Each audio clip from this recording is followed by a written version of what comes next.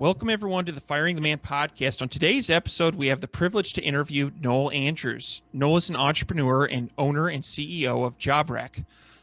Noel helps online business owners to hire a great team member out of Eastern Europe. JobRack's mission is to break open the highly skilled, intelligent, autonomous working Eastern European employee market for digital businesses, all while providing the easiest access to this workforce as possible. We are incredibly excited to have Noel on the show. Noel, welcome. Hey, thanks, David. Really good to be here. Absolutely. So first things first, tell us a little bit about yourself.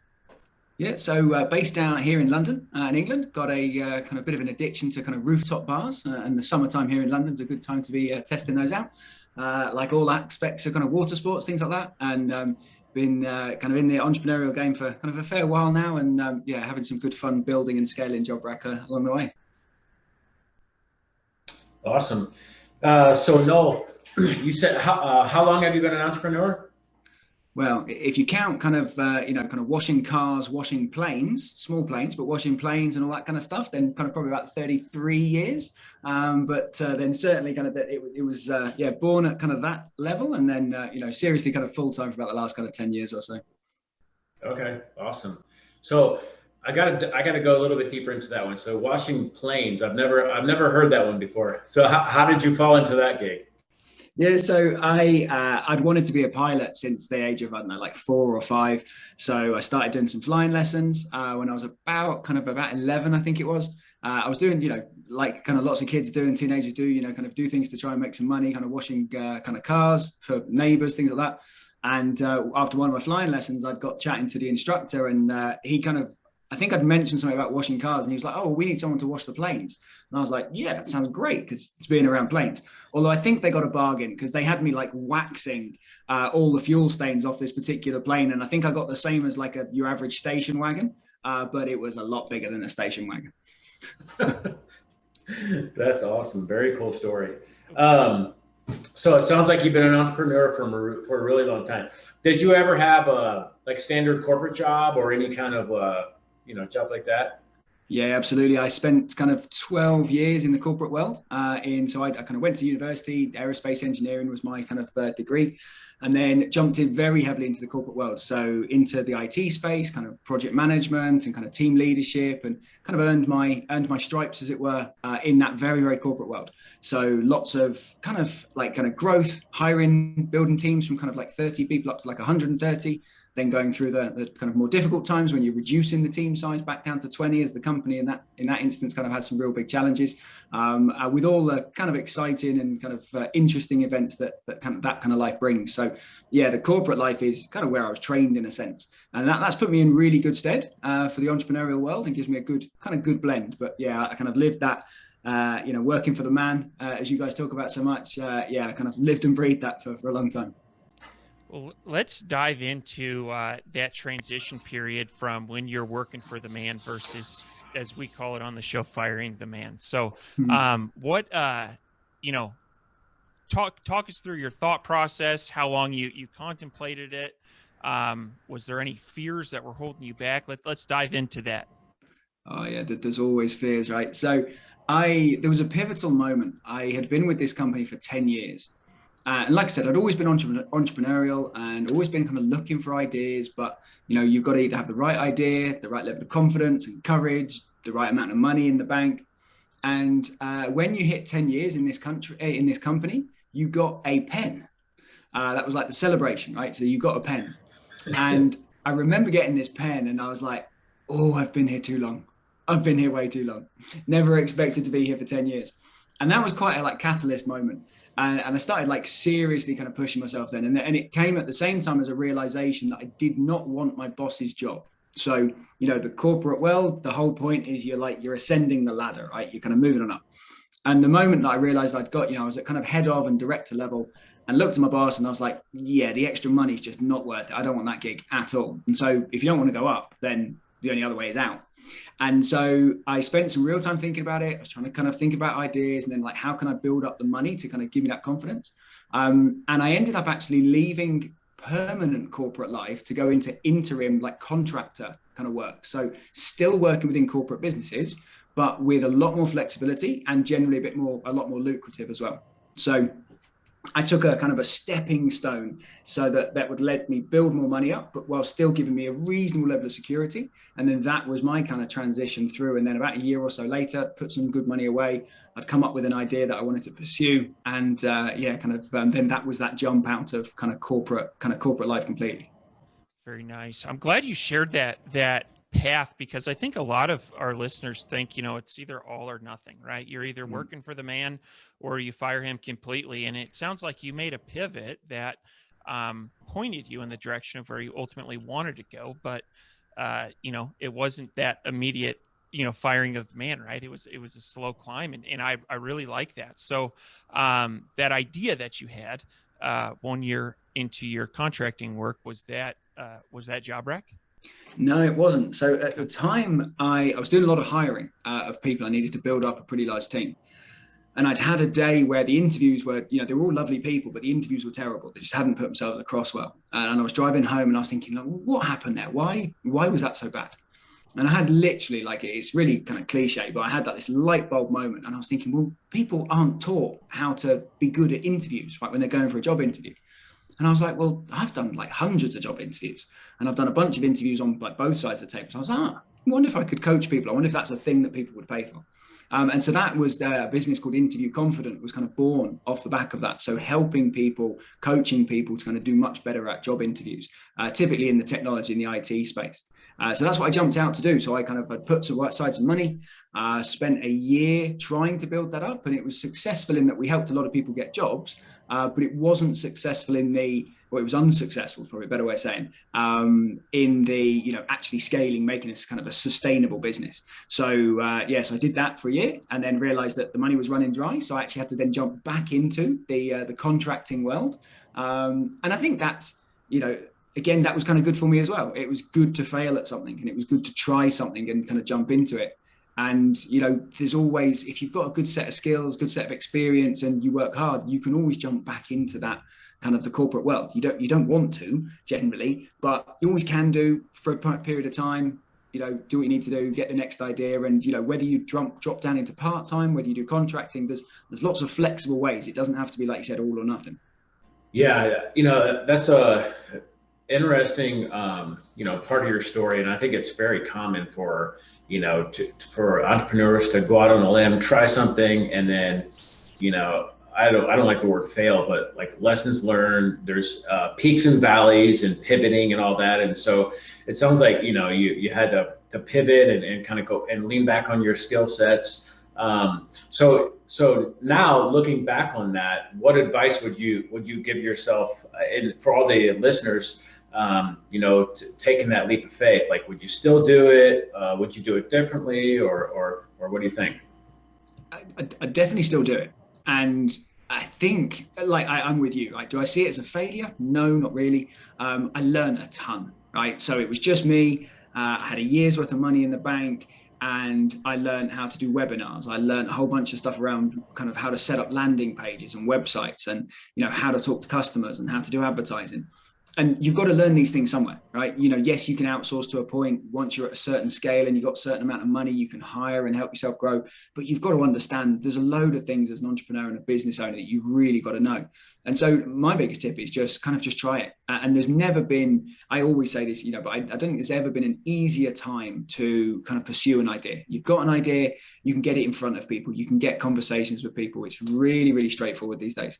And I just think you have to just jump in, give it a try.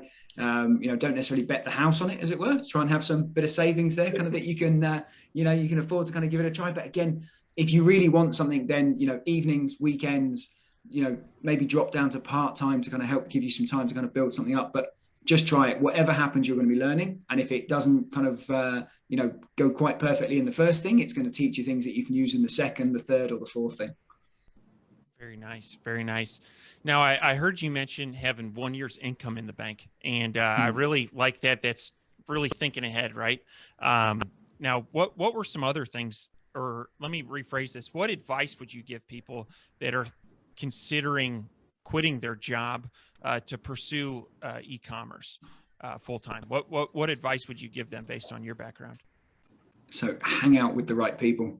Surround yourself with the right people. So I think it's Tim Ferriss that gets credited with, you're the average of the 5 people you surround yourself with. And it is so true.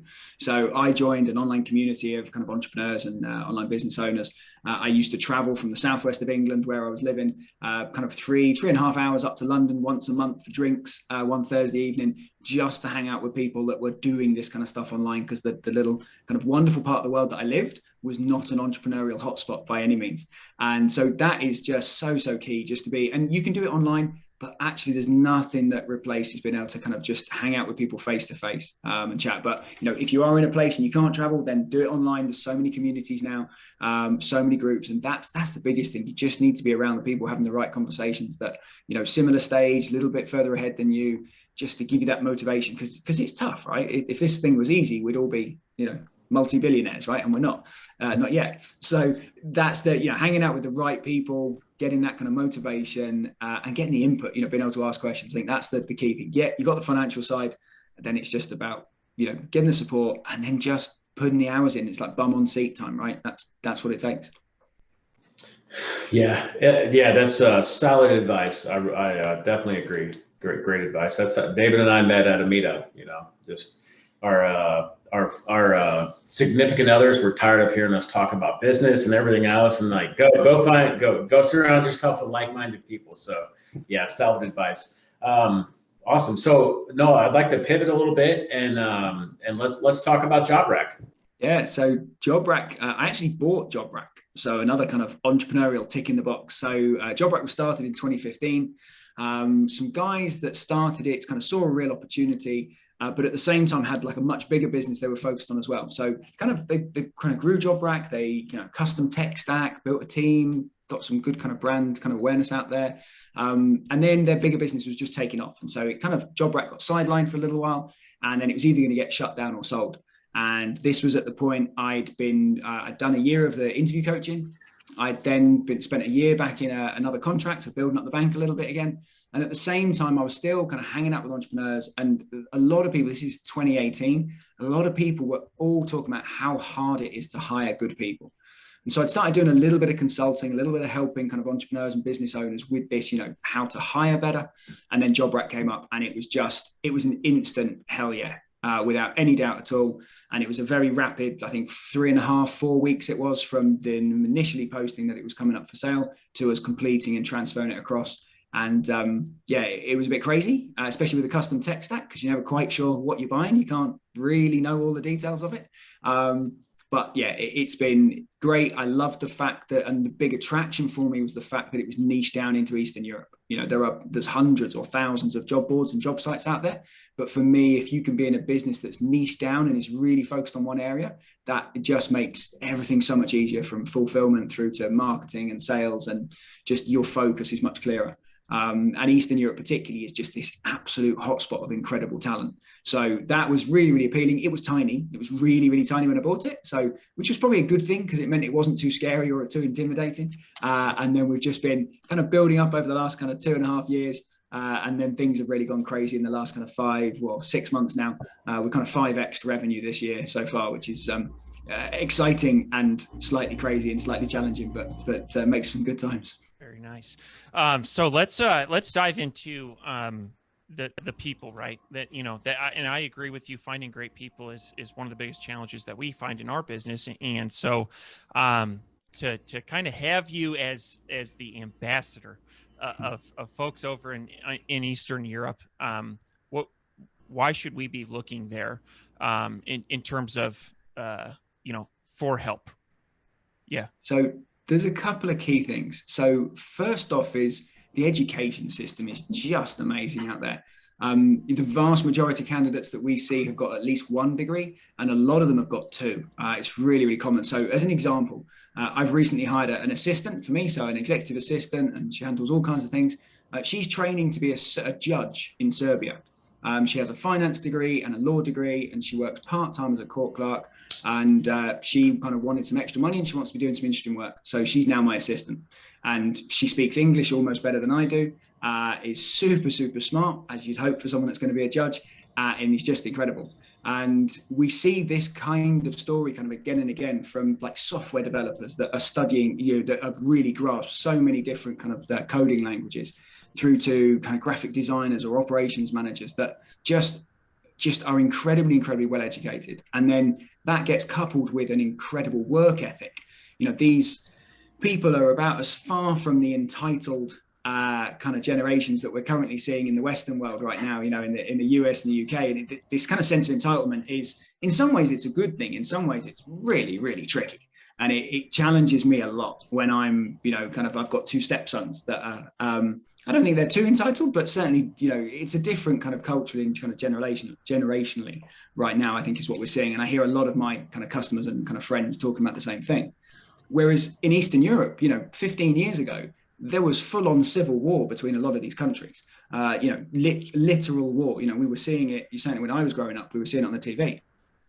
And so when people have been through real hardship, then it creates just this kind of determination to succeed and to do better, and thankfully, the wars have ended out there, things are being rebuilt, but it's still very much in kind of recent history. So there's this determination that then translates into an incredible work ethic, that they want to do good work. They want to work really hard and they want to have, a better life and kind of earn more money. And ideally, what a lot of them want, or most of them want, is to do that without leaving their country. It's really well known, the kind of brain drain of so many of these countries have lost so many people historically coming out to the UK or to the US or kind of Western Europe.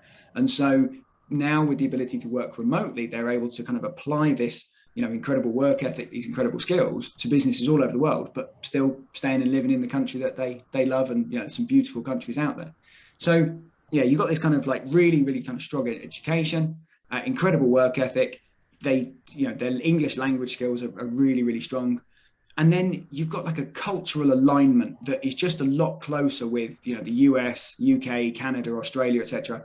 They're much more closely kind of culturally aligned than kind of people from some other countries in the world. And that makes it just a lot easier from kind of a communication and kind of fitting in with a team, etc. That's not to say that you want a homogenous team where everyone's the same, but it certainly does kind of make things easier. You don't have to be quite so kind of sensitive about talking directly. And in fact, most people from Eastern Europe are really direct with it. They'll tell you if they think you're wrong. They'll tell you if they think there's a better way. They don't have that kind of subservient kind of approach that's common in many other areas of the world, which can be really frustrating because as business owners, we're not always that great on being clear about what we actually want. I agree. That's a really good quality to have versus someone that's just real timid and not communicating very much. So Noel, can you list out like maybe 4 or 5 of the countries that you work with? Yeah, sure. So, we covered like 22 countries that we've kind of loosely grouped as Eastern Europe, but there's about 6 or 7 that we do most of our work in. And this is where we find the sweet spot of really high quality people and also low cost of living that translates into, kind of much lower salary costs than we pay kind of locally here. So we do a lot in the Balkans. So places like Serbia, Bosnia and Herzegovina, Croatia, Albania, Romania is a kind of a good hotspot for us, Bulgaria. So they're the kind of countries that we look at. And we cover wider than that, but that's probably where 80% of our job seekers come from. Okay. And one quick follow-up on that one. Can you give like it's going to be tough because, you probably hire for all different positions, but maybe like a salary range for let's say a general VA.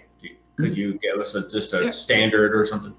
Yeah, so a good, solid kind of virtual assistant that has got their own initiative, that's going to kind of really drive things forwards for you. They're going to start at about $800 or $900 a month, maybe go up to about 11 or 1200 at the pretty senior end for like a really good exec assistant, probably covering some project management at that point. Maybe they've got some kind of graphic design skills and really is, kind of running your life at that point. So very cost effective. We typically see salaries somewhere between, at least 40 to 50% lower than kind of US and UK and Canada, kind of Canadian salaries, but, very kind of cost effective. So you can hire a part-time assistant for like $400 or $500 a month and get a huge amount of value from them. And that translates through, kind of software engineers, software developers, even a senior JavaScript developer, kind of React skills, the really kind of hot kind of skills right now that in the US would be, maybe $120,000 to $150,000 a year kind of salary. We're talking kind of half that. And for really, really good quality people, really, really, we're not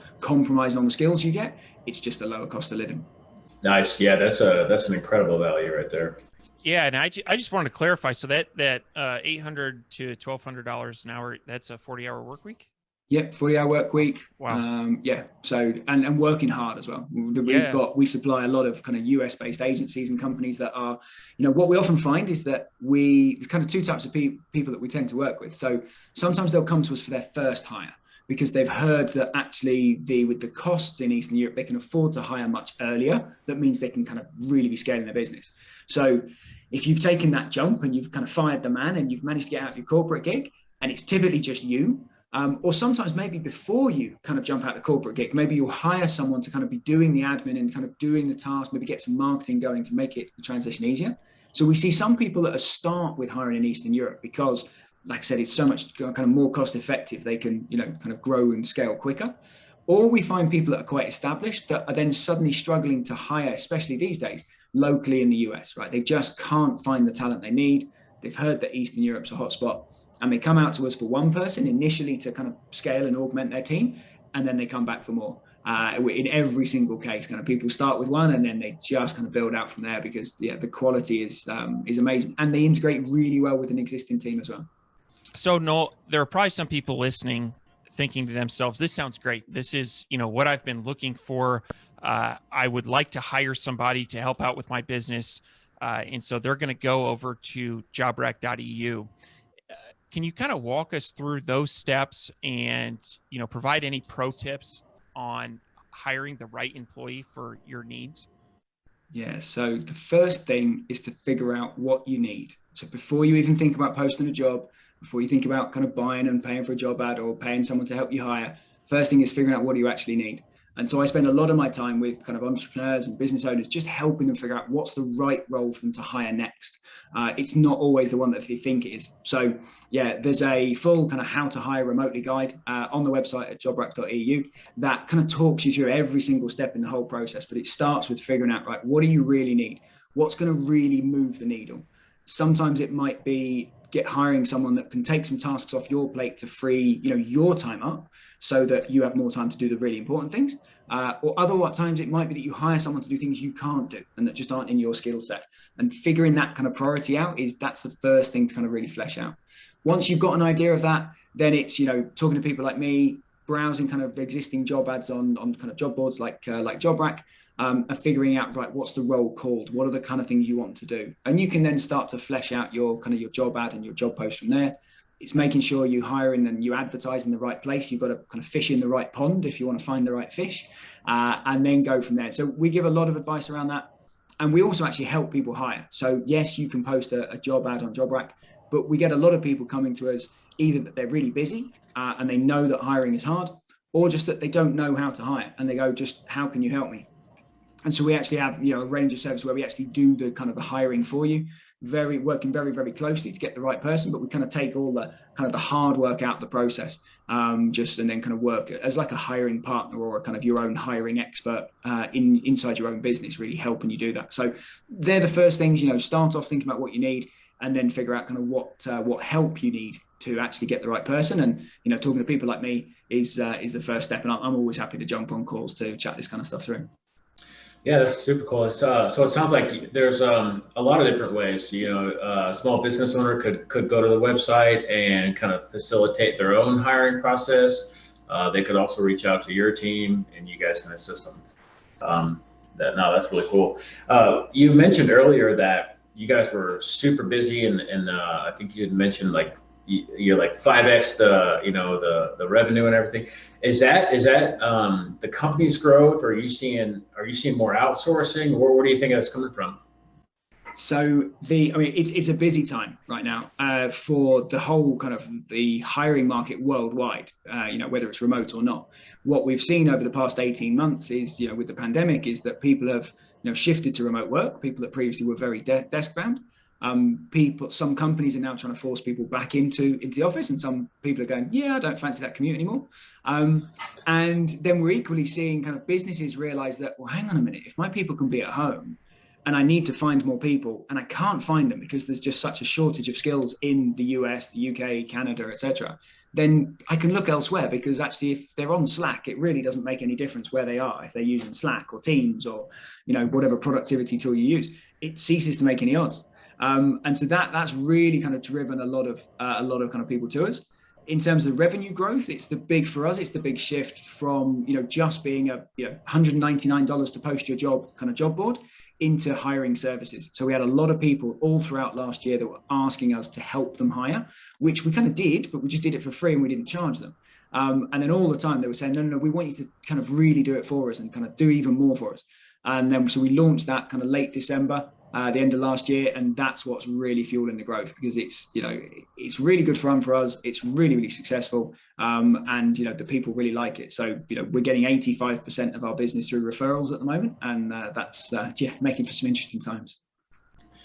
Wow, yeah, that's a really high referral rate. That's you guys must be crushing it over there. You mentioned with the pandemic and everything, and corporate life is changing. You mentioned like some people are, they don't want to commute, or maybe they don't want to go into the office. And so companies are pivoting now and outsourcing more. That's it's a really interesting change to kind of see it progress. And maybe do you see it continuing down this path for the next 12-18 months? I think we will. I think there's still a lot of things are not settled down yet by any means. I mean, still so much of the world is still struggling, for starters. And we're definitely going to see this kind of shake out more. More businesses are going to realize that, they're not going to go back to the way it was. And then for the kind of businesses that we talk to and that we spend our time with, they're going to kind of start up and they're going to think to themselves, well, where is the right place for me to hire my first hire from? Should I wait an extra year until I've got more revenue, which slows my growth down, to hire locally from the town or city that I live in? Or should I look further afield to, a place where there's, whether it's Eastern Europe or elsewhere in the world? Naturally, I think Eastern Europe is the sweet spot, and so do many of our customers. It just gives opportunity. And so, we've got more and more people kind of going, firing the man and jumping into entrepreneurship, every day. And so I just think it's going to keep building and building. And more people want to work remotely and want to have flexibility, but maybe not run their own business. So then they become our new workers. Very nice. Yeah, it kind of does address that nice middle ground for people that, don't want to have the typical corporate life, but, also want to have a little bit more control over their schedule. So I like that. Very similar to the path that you took, Noel. So in my previous profession, I was involved in hiring quite a bit. And there was a certain personality type that we often joked about that we would describe as the only thing more impressive than my background and experiences is my resume.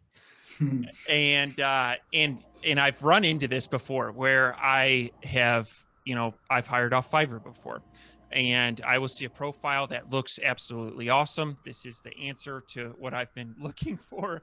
And then I hire them, and what has been promised and what is delivered are two different things. There's a giant mismatch there. So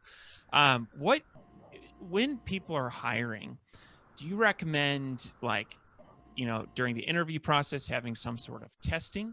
Do you recommend like a 30-day trial period?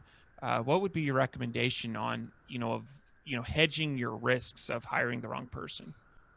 So both of those, but way before that, there's a few things that you can do that are going to save you a whole ton of kind of heap of time and money. So the first one is, in your job post, be really clear. Be really, really clear about what it is you want and what they're going to be expected to actually do and what their kind of outputs are going to be. Then when it comes to them applying for the job, I always recommend use an application form. And in the application form, make it quite long and quite hard. So I expect people to need to take maybe 20, maybe 25 minutes to fill in an application form for one of our jobs.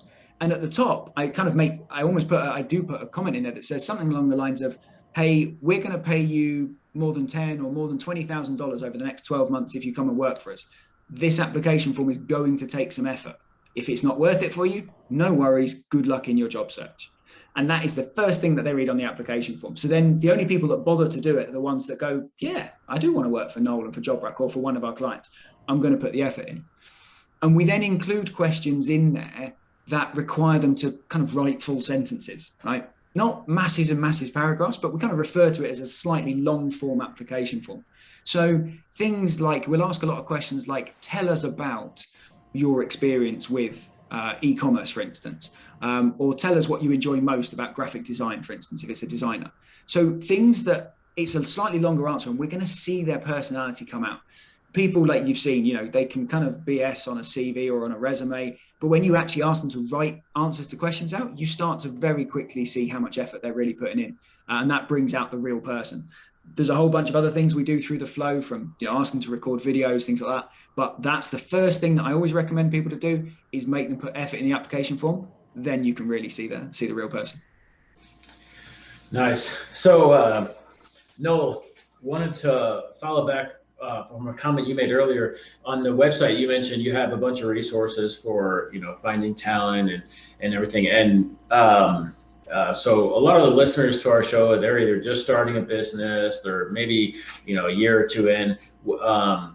Pulling from the resources and your experience, when is it time for a solopreneur to expand the wings and hire that first hire? Is there a magic light bulb, or what are the signs? Can you help us out here? Yeah, typically it's about 3 or 4 months before they actually decide to hire. That's normally when it is. It's really, really tough, right? Because there's so many things that you're juggling. It's like, have I got time to hire? Have I got time to find the person? Have I got time to manage them and train them and kind of teach them what they need to know? Can I afford to do it? And then you get to that stage of, can you afford not to do it? And so it's pretty kind of personal and tailored to kind of each entrepreneur in each business. The main thing is be always thinking about it, and always thinking and saying, right, you don't want to get to the point when you are working 80-hour weeks before you then thinking about hiring, because your fulfillment and your service is going to suffer.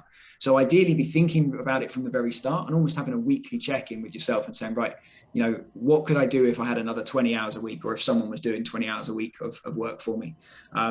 I kept a list for a long time of tasks to delegate that, at the start I thought, I'm not ready yet, I haven't got enough work. And then I would keep this list, and then I'd review it every week or two, and I'd be like, okay, it's building up now. It's probably time. But again, that's something else that I help people with. We talk it through, especially when we talk about kind of salary rates and how much they need to pay, and can they hire part-time? So, the combination of, low cost of living that translates into low salaries, or lower salaries, I should say, because they're very good and very fair for the people in the countries that we deal with. But that kind of lower cost to the employer, coupled with the ability to go part-time, means you can get a really, really good level of help for not a significant amount of spend. So very kind of personal, always happy to help chat people through and figure it out. But yeah, normally a lot earlier than they actually end up hiring. So Noel, what type of roles can someone go to jobrack.eu and find suitable candidates for? We cover a really, really broad range. We're really well known, and Eastern Europe's really well known for developers and for technical roles. So really, really high quality kind of software engineers and developers. We do, a really, really kind of great trade in kind of graphic designers, UX, UI, people like that. And then over this last few years, we've grown out a lot in terms of really high quality kind of virtual assistants, exec assistants. We do a lot in the SEO space. And increasingly, very recently, over the last 6 months, lots of people are coming to us for operations managers. So people that can kind of not only manage projects, but help you to kind of manage your business. So in the e-commerce space, they're kind of managing inventory, managing kind of Amazon, managing the kind of order fulfillment side of things. But pretty much kind of anything and everything. We do some really, really kind of weird and wonderful roles. So we had one person come to us, and she wanted content writers that had medical degrees, that were actual doctors that also could write content for her kind of medical focused business. We wanted someone else in the content writing space, again, wanted content writers that rode motorbikes because they wanted them to be really passionate about it. And then we needed to find a French-speaking e-commerce inventory manager recently. So, we do some kind of quite nuanced roles, and that makes it quite good fun, because if we can find people that are already passionate about the area, the industry, the product, things like that, they're going to kind of be so much better at the role. So it's not essential, but it does add a little bit of fun for me and the team at JobRack to kind of find these slightly trickier ones. Awesome. Yeah, never the same day twice in the office, right? Definitely not. Awesome. So Noel, are you ready for the fire round? Definitely. Let's do it. Awesome. All right. What is your favorite book? Anything by Michael Crichton. Jurassic Park's a favorite. Nice. Okay. Awesome. What are your hobbies? Snowboarding, kite surfing, rooftop bars. Love it. I saw kite surfing for the first time last year. That was really cool. I just got a quick question for you on that. What happens if like the wind catches you and you because I saw one guy go way up. And I'm like, holy cow. Yeah, you can jump pretty high. It's pretty intentional, like generally, not always, and you have an element of control. So you can steer the kite around, you can reduce the power. So the modern kites are really technically very, very clever. But yeah, some people do. Here in the UK, some guys a few years ago jumped over a pier at the beach and just crazy stuff. But yeah, I'm not quite at that level. Kind of 10, 12 foot's about big enough for me, and I can do jumps really easily. Landings are a little harder. Nice. All right. Yeah, I'll continue to watch that sport. What is the one thing that you do not miss about working for the man? Oh, the meetings, the relentless, endless meetings, normally with a bit of death by PowerPoint thrown in for good measure, right? Right. Awesome. What do you think sets apart successful entrepreneurs from those who give up, fail, or never get started? Keeping in mind that, we work to live, not the other way around. So, what are you doing it for? What's the life you want? Figure out the life you want. And then, that gives you the motivation to dig in and do the late nights, the early mornings, the weekends, and whatever it takes. But it's all about the life, right? And figure that out first. And that's what a lot of people don't do. And often they get kind of burnt out and have kind of troubles, or they never quite get that courage to kind of fire the man. So think about the life that you want, and then the rest will flow. Very nice. Yeah. Very nice. Now, Noel, how can people get a hold of you? Yeah, so head to kind of jobrack.eu, and there's kind of very easy to get in touch with me there. You can always book a call, and love to hear from you and kind of help anyone out that I can. Awesome. And we'll post links to all of that in the show notes. Noel, thank you for joining us on Firing the Man podcast, and look forward to staying in touch. Yeah, it's been great, guys. Really enjoyed it. Thanks, David. Thanks, Ken. Yep, you bet. Yeah, appreciate it, Noel.